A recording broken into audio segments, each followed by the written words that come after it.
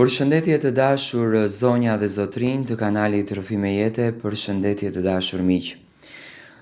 Pasi që rasti në Ertil Buzit ka kapluar të gjithë botën, kjo që do të sjell sot për këtë djalë është e tmerrshme. Realisht më janë dhimbsur të dy familjet, por më dhimbë se ky djalë se çfarë pas ka hequr dhe pse duhet të arrijë puna deri në këtë dimension që një njeri të lufton për paratë e veta. Tani dua të ndaloj tek kronologjia e pengmarrjes së Nertil Buzit në Londër. Me thënë, Nertil Buzi ka qenë peng i marrur në Londër dhe familja në Shqipëri, kjo gjë ka ndodhur vite më herët, me thënë 3-4 vite më herët, familja në Shqipëri është kërcënuar me 400.000 pound që t'i jepen pengmarrësve edhe të lirohet, do me thënë Nertili, por në ditën që është dashur të jepen këto para, autoritetet e Londrës e kanë burgosur këtë grupacion, do me thënë që akoma nuk dihet se kush janë dhe nga janë. Do me thënë, këto janë burime që janë siguruar nga rrëfimet, nga histori që në fakt familjarët deri më tani kanë treguar. Një nga familjarët e Nertilit, konkretisht njeriu më i afërt të tij thotë kështu: ai ishte një djalë që kishte bërë shumë gola. Kështu shpreh në Londër disa shqiptarë të cilët e kanë njohur Nertil Buzin.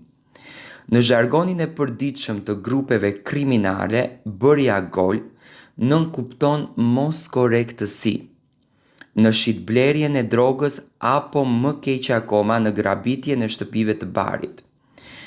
Së fundmi, gazetari Top Channelit, Muhamet Veliu, ndërton të gjithë dinamikën se si është marrë peng 4 vite më parë në Londër Nertil Buzi, i cili i dha fund jetës duke u vetvrarë mbrëmjen e të premtes pasi mori peng ish të fejuarën dhe i vrau të dy prindërit ish të fejuarës.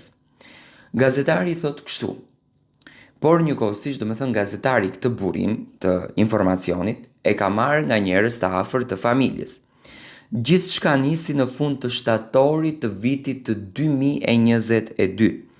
Një grup kriminal me aktivitet në qytetin e Manchesterit mbërritën në Londër. Mundën ta bindën Nertil Buzin ta takonin në një hotel në lindje të Londrës, si një zonë asjanëse negocimi. Pasi diçka nuk kishte shkuar mirë në disa shtëpi kanabisi të grupit nga Vlora, Buzi ka pranuar pa e ditur se po shkonte drejt një kurthi të mirë menduar të pengmarrjes. Do me thënë edhe një herë, një grup kriminal me aktivitet në qytetin e Manchesterit ka mbërritur në Londër. Mundën ta bindën Nertil Buzin ta takonin në një hotel në lindje të Londrës, si një zonë asjanëse negocimi, pasi diçka nuk kishte shkuar mirë me disa shtëpi kanabisi të grupit nga Vlora. Buzi ka pranuar, thot, pa e ditur se po shkonte drejt një kurthi të mirë menduar pengmarrje. Sa po ka hyrë në dhomën e hotelit, e kanë lidhur me zinxhir të radiatori ngrohtë i dhomës, duke i vendosur ngjitëse në gojë.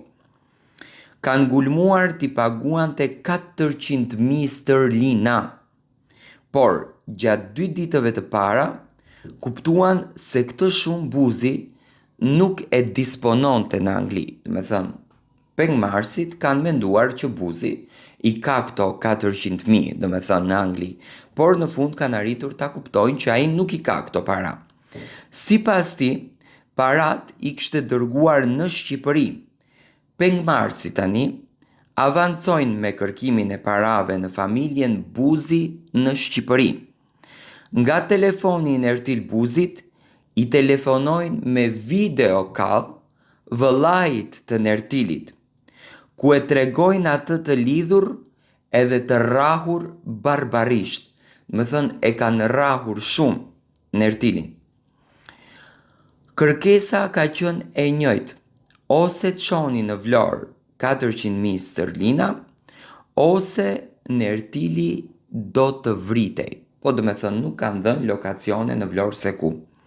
Pengmarrësit mendonin se duke përdorur telefonin e pengut, ishin të sigurt nga mos zbulimi i vendndodhjes. A realisht do me thënë telefoni e ka zbulu vendndodhjen. Disa orë më pas, nga kjo kërkesë, në një tjetër telefonat, por me videokall gjithmonë. Kësaj here duke e torturuar me shkuljen e thonjve me një pincë. Në këtë moment, vëllai i Nertilit e kupton sa serioze është situata. Shkon në drejtorinë vendore të policisë së Fierit duke dëshmuar për telefonatat e marrë nga Londra. Kjo drejtori, përmes një shkrese me mbishkrim sekret, i adregon drejtorisë për marrëdhënie me jashtë në policinë e shtetit, për marrëdhënie jashtë me policinë e shtetit. Menjëherë, Pëllumb Seferi, drejtori i kësaj drejtorie, mendon shpejt dhe inicion një operacion të përbashkët me partnerët britanik, që do të thonë këtu policia shqiptare është treguar profesionale. Përfshihet në këtë operacion edhe Neritan Nalbani, drejtor i policisë kriminale në policinë e shtetit. Koordinimi i operacionit në Londër ndodh nëpërmjet kanaleve të konsoliduara policore Shqipëri-Londër dhe britanikët reagojnë menjëherë.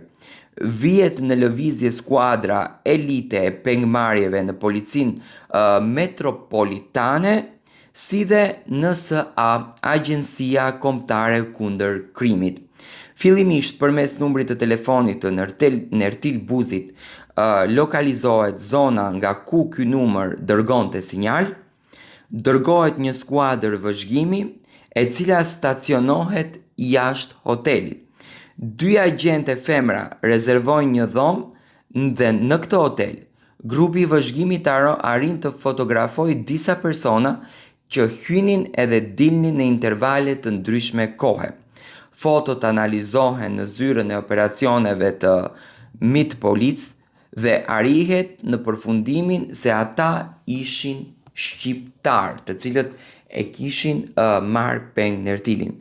Analizohen duke u krahasuar me fotot në sistemin kombëtar të policisë angleze. Arrihet të zbulohet identiteti i vetëm njërit prej tyre dhe më pas zbulohet numri i telefonit që përdorte dhe vihet në përgjim. Veprimi që çoi në identifikimin e antarëve të tjerë të grupit kriminal mes tyre edhe një grua. Ndërkohë, 2 agjentet femra misionin parësor kishin identifikimin e dhomës ku mbahej peng Nertil Buzi. Në fshehtësi të plotë i kërkojnë menaxherit të hotelit pamjet e kamerave të sigurisë për 10 ditët e fundit, pa i treguar se në ato hotel po mbahej dikush peng. Pamjet e kamerave analizohen në zyrën operacionale të këtij operacioni, zbulohet momenti kur Nertil Buzi mbërrin në hotel, merr ashensorin dhe i drejtohet kësaj dhome. Tashmë, kur policia kishte në dorë edhe eksaktësisht vendodhjen e pengut, nis hartimi i planit të shpëtimit. E panjohura më e madhe ishte nëse pengmarrësit ishin të armatosur apo jo. Vendoset të ndërhyet përmes një skuadre të armatosur gjatë mesnatës, ndërkohë në Fier dhe në Tiranë, telefonatat që vinin në telefonin e vllaut të Nertilit regjistroheshin në kohë reale dhe i dërgoheshin policisë metropolitane. Nëse nuk do të ndërhynim për ta liruar atë moment Nertil Buzin, do ta kishin vrarë, pasi nga bisedat e përgjuara grupi kriminal gjithnjë e më shumë po e kuptonte pamundësinë e marrjes së 400.000 sterlinave. Fillimisht nga jashtë kanë lëshuar një granat me gas në dhomë dhe më pas është bërë neutralizimi i 3 personave në dhomë. Nertil Buzi ishte në gjendje gati kolapsi si pasojë e torturave dhe në mbrojtje policore është dërguar në spital. Atë kohë në përfundim të operacionit, një zëdhënës MIT i policisë i tha Top Channel se për këtë pengmarrje ishin arrestuar me akuza për pengmarrje, burgosje të reme dhe kërcënim për të vrarë shtetasin shqiptar Nertil Buzi, 26 vjeç banues në Londër akuzoi përmbim personi burgosje të re me posedim me qëllim shitje të lëndës narkotike, kanabis dhe kërcënim për të vrarë. Njohur me posedimin Kit Vlonjati, me precedent penale në Shqipëri prej moshës 19 vjeç. Më pas do me thënë edhe personazhet e tjerë të cilët kanë qenë pjesë e këtij krimi.